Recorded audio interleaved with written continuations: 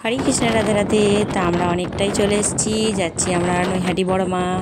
তো ভোর থেকে তো তোলা হয়নি, ঠিক আছে, দেখে নাও তোমরা।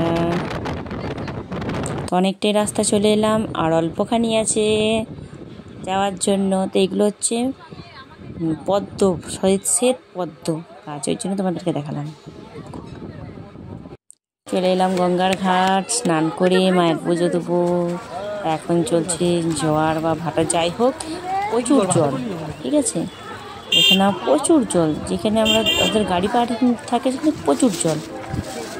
তো অবশেষে আমরা লাইনে দাঁড়িয়েছি প্রায় 3000 লোকের পর। লাইনে দাঁড়িয়ে দাঁড়িয়ে দাঁড়িয়ে দিয়ে চলে এসছি এই যে বড় মার কাছে। আমাদের মাই ফ্যামিলি আমরা সবাই চলে এলাম বড় মার কাছে।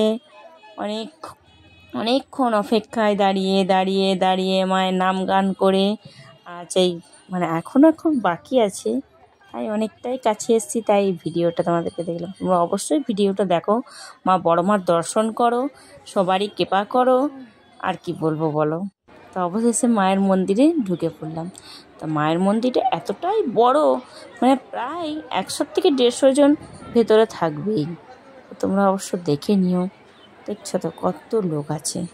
তো এখানে দেখছি ফটো বা ক্যামেরা কোনো অ্যালাউ নেই, তাও দেখছি সবাই ফটো তুলছে, ভিডিও করছে। সেটা তো আমরাও ছাড়তে পারি না, তাই না? তোমাদেরকে বড় মার দর্শন করাচ্ছি, তোমরা ওইখান থেকেই বড় মার দর্শন করো। পারলে একবার মায়ের নৈহাটি মায়ের কাছ থেকে ঘুরে যেও, অশেষ কৃপা, মা অপূর্ব দেখতে। আর একটু সামনে চলে এলাম, বেশ লাইনে আছি।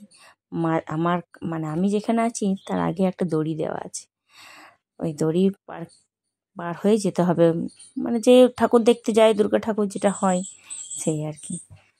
ওইখানে সবাই পুজো দেবে, তারপর দড়ি ছাড়বে আমরা।